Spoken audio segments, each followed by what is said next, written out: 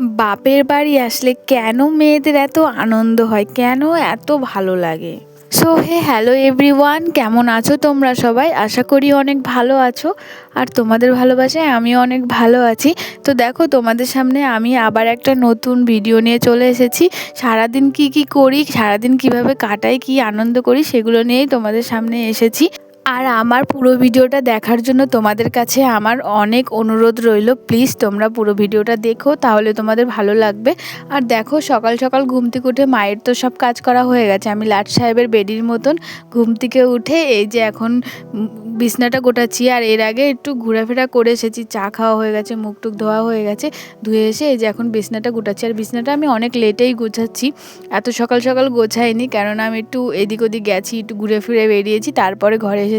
তারপর এই যে এখন বিছনা গুটাচ্ছি। আর মা সকাল সকাল ঘুম থেকে উঠে বাসি ঘরটা তো ঝাড় দিয়ে ফেলেছে, ওটা আর আমার জন্য ফেলে রাখেনি, এটাই ফেলে রেখেছে, কারণ আমি শুয়েছিলাম, আমি উঠিনি, সেই কারণে এটা আর ওঠানোও হয়নি, নাহলে মা এটাও গুটিয়ে ফেলতো। বেলা 8টা পর্যন্ত ঘুমাই ঠিকই, কিন্তু এখানে তো আর কোনো সেই রকম টেনশন নেই। আর শ্বশুরবাড়িতে যেহেতু বাবা মা আছে, তাদেরকে ভাত রান্না করে দিতে হয়, বাড়ির সংসারের টুকটাক কাজ আছে, তাও তো শ্বশুরবাড়িতেও দেরি করে উঠি, শ্বশুরবাড়ির লোকজনও কিছু বলে না। কিন্তু এই বাড়িতে একদমই উঠি না, এই বাড়িতে আমার উঠতে ইচ্ছাও করে না, কেন জানি না। এই বাড়িতে সেরকম টেনশন নেই যে কাজ করতে হবে, এই করতে হবে, মার হাতে হাতে কাজ করে দিলে তো ভালোই হয়, কিন্তু কেন জানি না আমি এখানে এসে বড্ড কুড়ে হয়ে যাই, একটুও কোনো কাজ করতে ইচ্ছা করে না। বাড়ি থেকে ভেবে ভেবে আসি যে না, মারও হাতে হাতে কিছু কাজ করে দেবো, যেভাবে ওই বাড়িতেও করি সেইভাবে এই বাড়িতেও করে দেবো কিছু কিছু কাজ, কিন্তু না, একটুও ইচ্ছা করে না, কেন জানি না। এই বাড়িতে আসলে আমি একটু বেশি কুড়ে হয়ে যাই, একদমই করতে ইচ্ছা করে না কাজ। বেলা 8টার সময় ঘুম থেকে উঠে লাট সাহেবের বেডির মতন খাওয়া দাওয়া করে শুধু এই বিছনাটাই গোটাই এসে, আর এই ঘরের টুকটাক গুছিয়ে রেখে দিই। ঘরটা তো আমি নিজে থাকি, তো এটাও যদি না গুছিয়ে রাখি তাহলে দেখতে খারাপ লাগে, সেই কারণে ঘরটাই একটু গুছিয়ে গাছিয়ে রেখে দিই। আর মা তো সবসময় এখন ঘর তোর গুছিয়েই রাখে, আমাকে সেরকম করে হাত দিতেও হয় না, সেই কারণে আর অতটা অসুবিধা হয় না। এই তাও এলোমেলো হয়ে যায় দুই একটা, তো সেগুলো গুছিয়ে রাখার চেষ্টা করি আমি সবসময়। আর এমনিতেও ঘর দৌড় এলোমেলো থাকলে আমার একটুও ভালো লাগে না, আমাদের ওই বাড়িতেও আর এই বাড়িতেও যতক্ষণ না গোছাবো ততক্ষণ আমার ভালো লাগে না। আর আমাদের এদিককার ওয়েদারটা দেখো আজকে কত সুন্দর রয়েছে, সকাল সকাল এত সুন্দর ওয়েদার, এত সুন্দর হাওয়া রয়েছে। কাশ এই ওয়েদারটা আমার হাজব্যান্ড যেখানে রয়েছে সেখানে থাকতো। কেন বললাম কথাটা, আজকে সকালবেলা আমার হাজব্যান্ড যখন আমাকে ফোন করেছিল তখন প্রচণ্ড রোদ উঠেছে, তখন প্রায় 8টা বেজে গেছে, তখনই এত রোদ উঠেছে। আর আমাদের এদিকে একটু মেঘলা মেঘলার খুব সুন্দর সারাদিন হাওয়া দিচ্ছে। তো তাই বলছি যে এখানকার ওয়েদারটা যদি ওখানে থাকতো আর ওখানকার ওয়েদারটা যদি এখানে থাকতো তাহলে ভালো হতো। আমার হাজব্যান্ড একটু কষ্ট তো কম হতো, কাজ তো ঠিকই করছে কিন্তু বড্ড কষ্ট পাচ্ছে, এত গরম হয়ে গেছে ওখানটা, এত গরম পড়ে গেছে, তো এত কষ্ট হচ্ছে ওর বলে বোঝাতে পারবো না। কষ্ট যদি ভাগ করা যেত না, তাহলে আমার সুখে যে রয়েছি আমি এখানে, এই সুখটা আমি ওকে দিয়ে দিতাম আর ওর কষ্টটা আমি নিয়ে নিতাম, যদি ভাগ করা যেত। সত্যি বলছি, এত খারাপ লাগছে ওকে দেখে, আমি জাস্ট পস্তানো ছাড়া আর কিছুই করতে পারছি না ওর প্রতি, তো আমার খুব খারাপ লাগছে। তারপর দেখো এখানে ওরা রান্নাবাটি খেলছিল, সেটাই আমি দেখছিলাম আর ভাবছিলাম ছোটোবেলায় আমরাও এরকম করে অনেক রান্নাবাটি খেলেছি। তারপর বলছি যে চল ভাত খাবি, তারপরে এই যে ভাত খেতে চলে এসেছি, মা ভাত বেড়ে দিয়েছে আর আমরা এখন ভাত খেয়ে নিচ্ছি। আর ননাকে আমি বলছি দেখ, সবাই ক্যামেরার মধ্যে ভাত খাচ্ছে, শুধু তুই খাচ্ছিস না। তাই ও হেসে প্রথম মানে ভাতটা খেলো, ও অতক্ষণ ধরে ভাত নিয়ে নাড়াচাড়াই করছে, আর ওকে আমি প্রথমে ভাত মাখিয়ে দিয়েছিলাম, কিন্তু ও ভাত খাচ্ছিল না। আর ওই ফুটি, ও তো খাচ্ছিল, ও ফুটি বলতে ওর নাম রিশা, তো আমরা সবসময় ফুটি বলি, সেই কারণে ফুটি বেরিয়ে গেছে, ওর ভালো নাম রিশা। আর ও খুবই ভালো, ও কখন থেকে ভাত দিয়েছি ও খেয়ে নিচ্ছে, কিন্তু ও খাচ্ছে না, সেই কারণে বলছিলাম। তারপর মা এসে জল দিয়ে গেল, জল দিয়ে মা প্রসাদ তুলতে গেল, মা যেহেতু পুজো দিয়েছে সেই কারণে মা প্রসাদ তুলতে গেল। তারপর ননাকেও এদিকে আমি দিয়ে দিচ্ছিলাম, আর এদিকে কথা বলতে বলতে আমাদের ভাত খাওয়া হয়ে গেছে। ননা কার্টুন দেখবে বলছিল, তাই ওকে কার্টুন চালিয়ে দিয়েছিলাম, কালকেও কার্টুন দেখবে বলছিল, ওকে কালকেও কার্টুন চালিয়ে দিয়েছিলাম। তারপর দুজনা মিলে আমরা ভাত খেয়েছি, আর আমি এমনিতেও কার্টুন দেখেই ভাত খাই, তো সেই কারণে ওকেও বসিয়ে দিয়েছি কার্টুন দেখতে। তারপর দেখো আমাদের এদিককার ওয়েদার, তারপর একটু খাওয়া দাওয়া করে হাঁটতে এসেছিলাম আমি, মা, ননা মিলে। আর এখন যেহেতু দাদার বাড়ি কাছে চলে এসেছে, তো সেই কারণে এখন যখন মন চায় তখন দাদার বাড়িতে চলে যাওয়া যায়। আর এই দাদাটাকে আমার খুব ভালো লাগে, সেই কারণেই দাদার বাড়িতে আমি সবসময় যাই। আমার সব দাদারাই ভালো, সব বৌদিরাই ভালো, এটা আমি বলবো না, মিথ্যা কথা বলবো না, সব দাদারাই ভালো, সব বৌদিরাই ভালো। তারপর এদিকে এই বৌদির কাছে এসেছিলাম, ঘরের পেছনে এই বৌদিদের বাড়ি, তো ও বলছে চল আমায় রান্না করে দিবি।